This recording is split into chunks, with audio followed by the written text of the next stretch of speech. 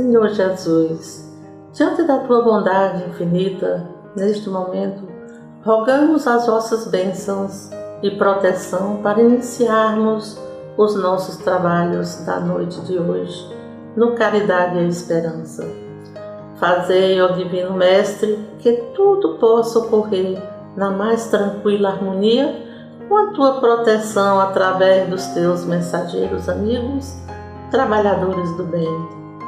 Que durante o nosso encontro possamos todos ser influenciados pela Tua luz e energia de cura e de amor. Ajuda-nos, Senhor, na compreensão da mensagem a qual será proferida em benefício de todos nós encarnados e desencarnados. Que estes ensinamentos, Senhor, possam acalmar nossas almas a ter forças através da nossa fé e esperança, equilibrando as nossas energias, para que possamos atravessar todos estes problemas que a humanidade passa neste momento. E assim, confiantes na Tua assistência, Senhor, pedimos para iniciar os nossos trabalhos desta noite, que a paz do Senhor esteja com todos, hoje e sempre, que assim seja.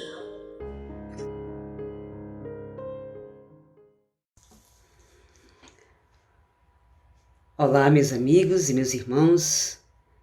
É um grande prazer nos estarmos aqui hoje reunidos, não revendo fisicamente, mas certamente em comunhão de pensamento, de união de mentes.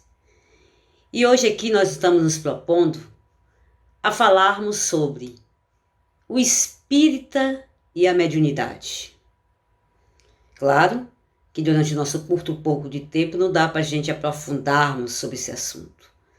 Mas nós vamos escolher alguns pontos que achamos necessário nesses momentos da gente falarmos. Para iniciarmos, nós temos que refletirmos o que diz Kardec no Livro dos Espíritos. Todo aquele que sente um grau qualquer de influência dos espíritos é por esse fato os médios. O que ele quer dizer com isso? Porque, na realidade, mediunidade é comunicação com os espíritos. Então, se nós sentimos uma influência de um espírito e conseguimos entrarmos em contato com esse espírito, ou receber a sua mensagem e materializarmos através dos nossos atos, receber que eu estou falando aqui através do pensamento, através da influência do Espírito sobre nossa mente.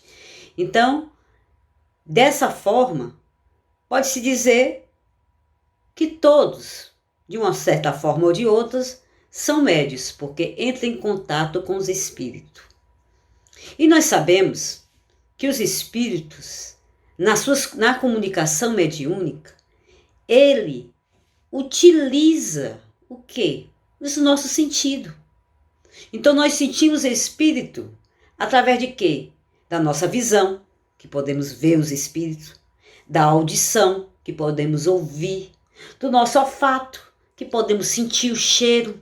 Quanto de nós não sente assim um cheiro de flores, às vezes um cheiro desagradáveis?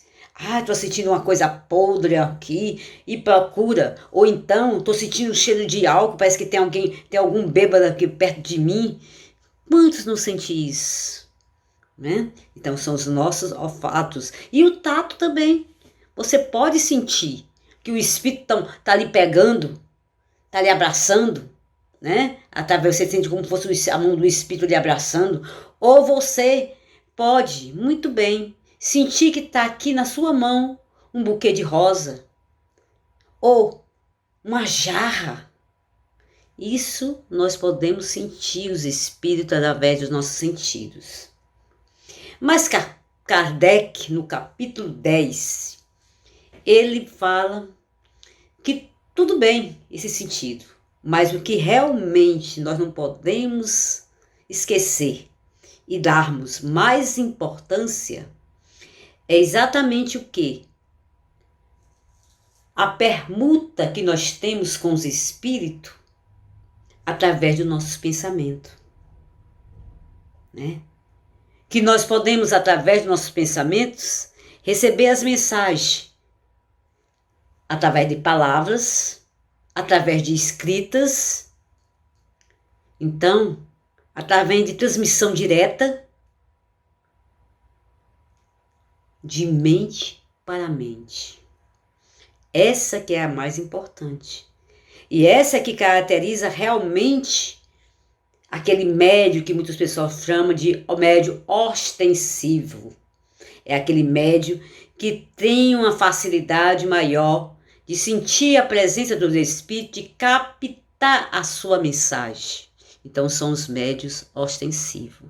Então, como nos fala no livro dos médiuns, as faculdades mediúnicas é inerente do homem. Não constitui, portanto, privilégio exclusivo de ninguém. Todos nós temos um grau qualquer de mediunidade, né? Por isso mesmo, a gente não pode classificar pessoas como os especiais, o sobrenatural. Ah, aquela pessoa ali é importante porque tem a mediunidade. Você também tem, no grau menor, o outro, porque isso, de acordo com a variedade, você vai tendo vários tipos de mediunidade. Alguns nem percebem, acham que os pensamentos que vêm da sua mente é seu. Mas na realidade, todos nós temos esse grau qualquer de influência. E porque alguém se destaca, como muitos chamam de faculdades especiais, que no livro dos médiuns fala, que são os médiuns que o pessoal chama de médiuns ostensivos, como eu estava falando adiante, eles têm umas particularidades, porque resulta determinado da tarefa que ele vem realizar aqui na Terra. Então, se ele já vem com a tarefa de aqui realizar um trabalho mediúnico para o bem da humanidade, ele já traz, ele já nasce com essa faculdade. E ao longo da vida, essa faculdade vai se desenvolvendo. E que muitas vezes, nós, com o nosso livre-arbítrio, optamos não colocá-la em prática. Né? Fugimos das influências que sentimos. Negamos a aproximação dos espíritos que estão ao nosso lado. Ou muitas vezes desconhecemos, porque entramos em determinadas outras doutrinas, e aí a gente abafa aquela faculdade mediúnica que nós já trazemos desde que nascemos. Então, diante disso também, a gente vê que os médiuns podem se caracterizar por diversos tipos de mediunidade. Nós temos mediunidade psicofonia, que é aquela mediunidade que o médium fala, o espírito fala através da voz, né, do médium. Tem a mediunidade psicografia, que o espírito se manifesta através da escrita, que nós temos um exemplo muito grande aí, Chico Xavier, Divaldo e vários outros médiuns que nós sabemos que recebem através da psicografia. Então, a gente vai perceber que, falei só duas, porque se fosse falar que tipo de mediunidade, a gente passaria a noite toda discorrendo os tipos de mediunidade e falando de cada uma delas. Então é importante a gente perceber que nós, por sermos médios, não somos especiais. Somos pessoas comuns. E que a mediunidade veio para nos ajudar, através do exercício dela, nós colocarmos em prática o amor, a caridade, os ensinamentos, a consolação através dos esclarecimentos. Essa é a grande missão da mediunidade. Porque quando as pessoas falam missão, aquele médium é missionário, a gente pensa grande coisa, como Chico, que recebeu vários livros, que tinha aquela missão realmente grandiosa, tarefa grandiosa. Porque muitas vezes a gente fica falando tanto missão, mas vamos trocar por tarefa. Tarefa grandiosa de esclarecer a humanidade, de consolar várias pessoas e mostrar que a vida continua. Então, essa é a grande importância da mediunidade. Kardec classificou as qualidades morais dos médios em duas categorias. Porque ele disse que se fosse classificar teria muitas, mas ele reuniu em duas categorias. E que eu vou falar assim mais claro. Vamos, já que nós estamos falando para os espíritas e mediunidade, vamos ver a classificação de nós médios espíritas que Kardec nos classificou. Então a primeira são os médios imperfeitos. Mas quem são os médios imperfeitos? Ele citou os obsediados, médios obsediados, que estão aí na categoria de fascinados e subjugação, que nós sabemos muito bem.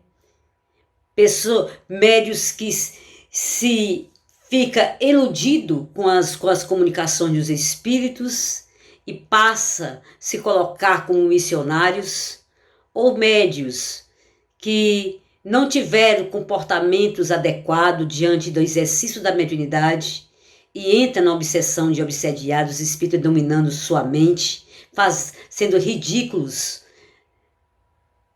diante das pessoas, né? Ele tem que dizer que nós também somos médios levianos. Que são médios levianos?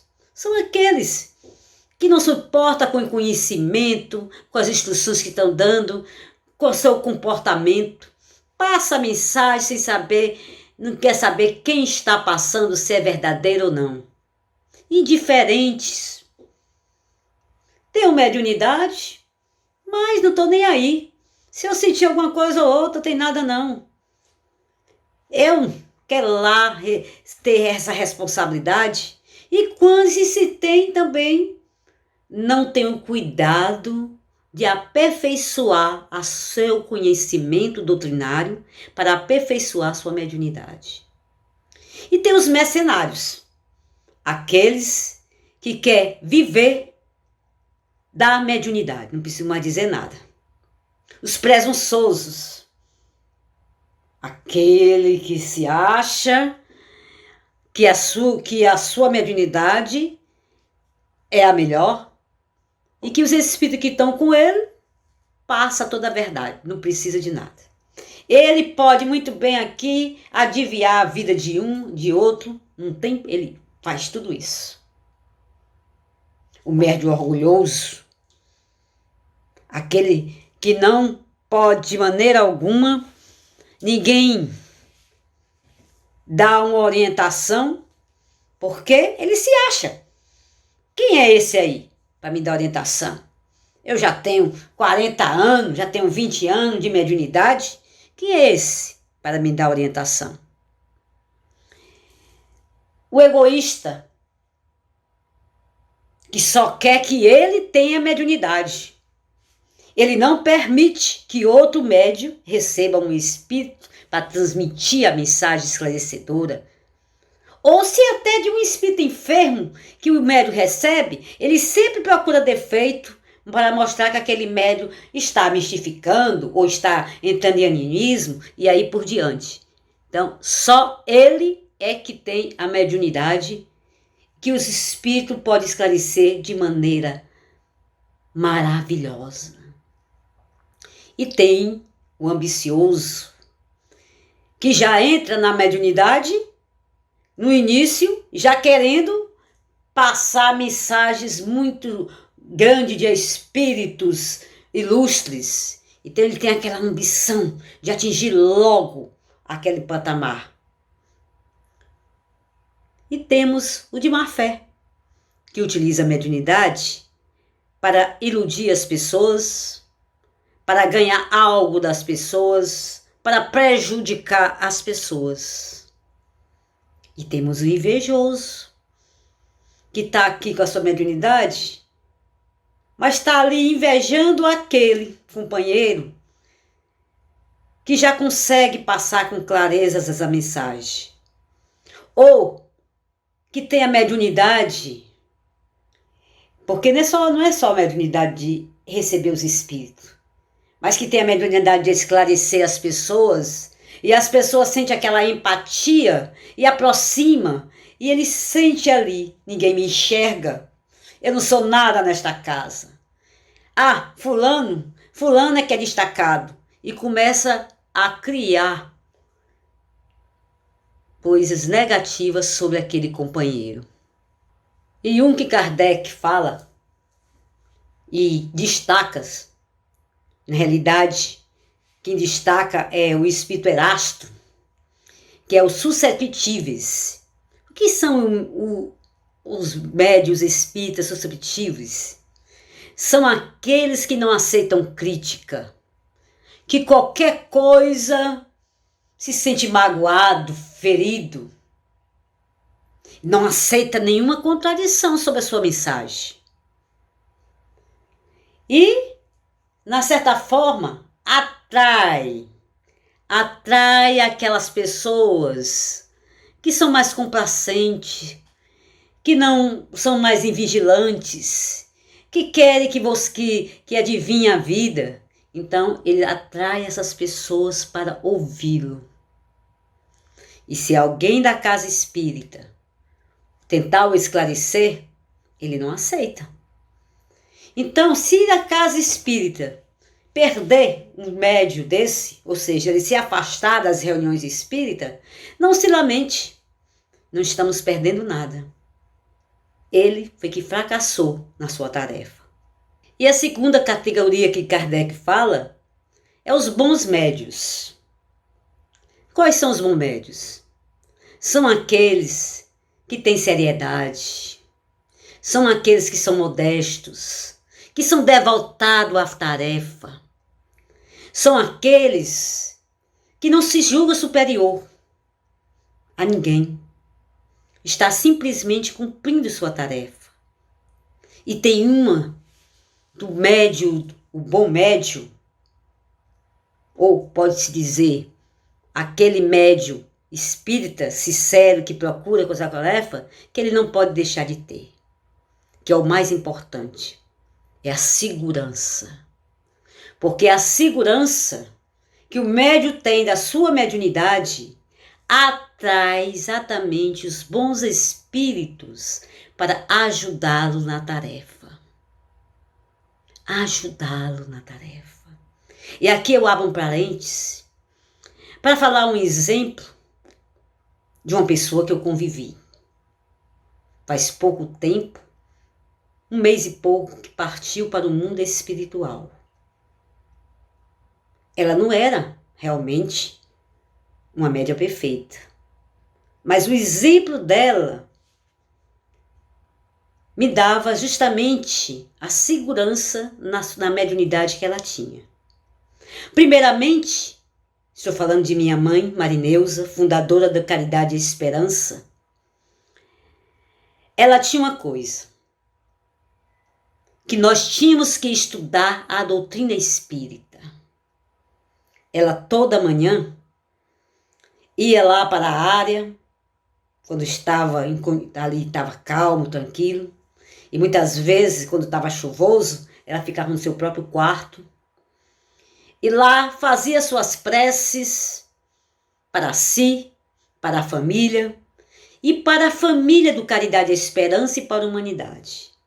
E após, lia o Evangelho e pegava outro livro que ela estava lendo naquele momento, sobre a doutrina espírita. Isso ela fazia toda manhã. Ficava mais ou menos quase 2 horas ali, recolhida, fazendo essa atividade, essa assistência. Mas o que mais também me admirava, que aí entra na mediunidade, porque ela dizia que o conhecimento tinha que ter. Tanto que quando era no dia dos estudos, ela me chamava para me ler, eu escutava, dentro da simplicidade dela, ela falava sobre o assunto, tudo bem, isso aí já era normal. Mas o que mais me admirava dentro da mediunidade é que ela questionava os espíritos. Sim, questionava. Não era simplesmente porque recebia aquela mensagem que ela deixava adiante e não ia ver o que estava acontecendo. Não era simplesmente que ela escutava os espíritos, mandava dizer determinadas coisas para o público ou para uma pessoa em particular que ela ia dizer. Ela questionava. Por que eu tenho que dizer isso? Qual é o benefício que isso vai fazer para a pessoa ou para o grupo? Não, meu irmão. Essa forma aí eu não vou dizer não.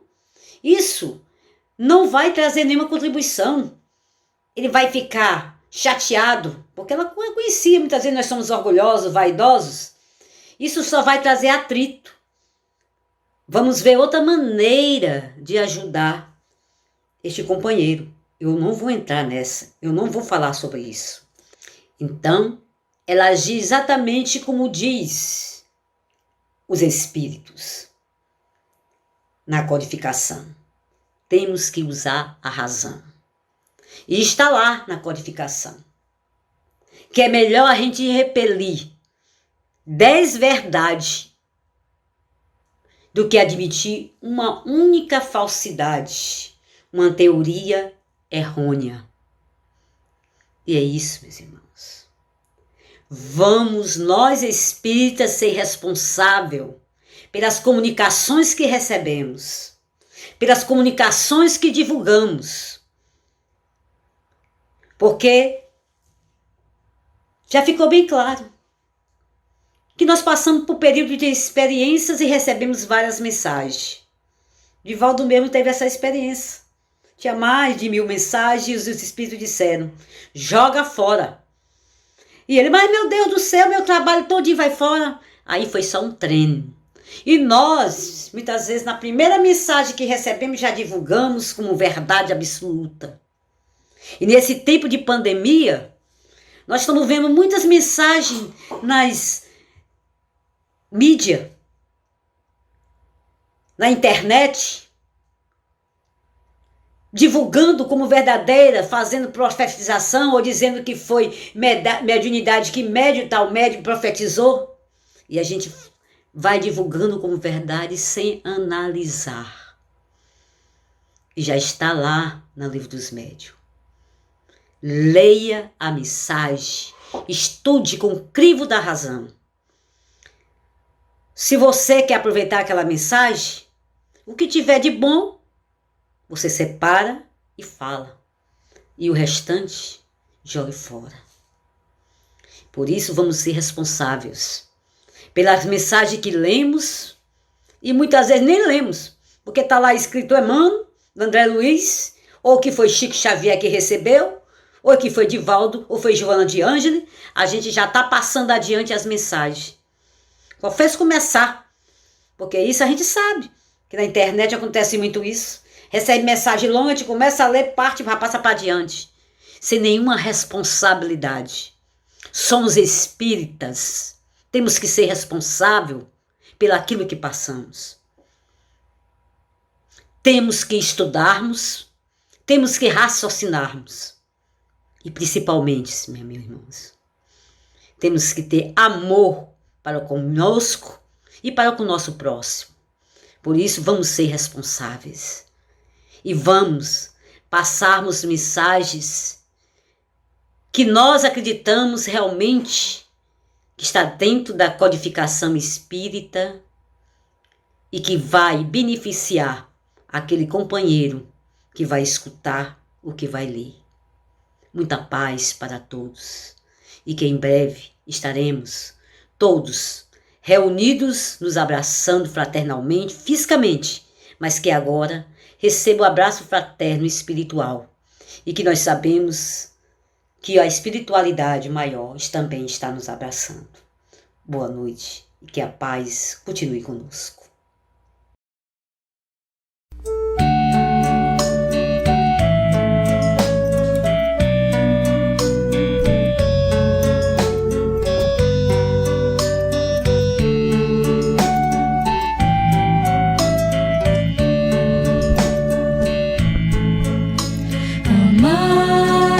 Sofrer, é chorar, é viver, é cantar, e de novo renascer. Amar é sofrer, é chorar, é viver, é cantar, é morrer e de novo renascer. Como é bom amar e sentir-se amado, é somente amar, amar e amar. O amor é fonte de tudo, essência do Criador. A semente florando no mundo é fazer-se protetor. Amar é sofrer, é chorar, é viver, é cantar, é morrer e de novo renascer. Amar é sofrer, é chorar, é viver, é cantar, é morrer e de novo renascer. O símbolo do coração, a centelha premente do ser, fonte, virtude, missão, do bem da terra fazer. Amar é fim, ser eterno, imortal na vida e na morte. Amar é fazer-se digno do amor, esse sublime dote. Amar é sofrer, é chorar, é viver, é cantar, é morrer e de novo renascer. Amar é sofrer, é chorar, é viver, é cantar, é morrer pra você.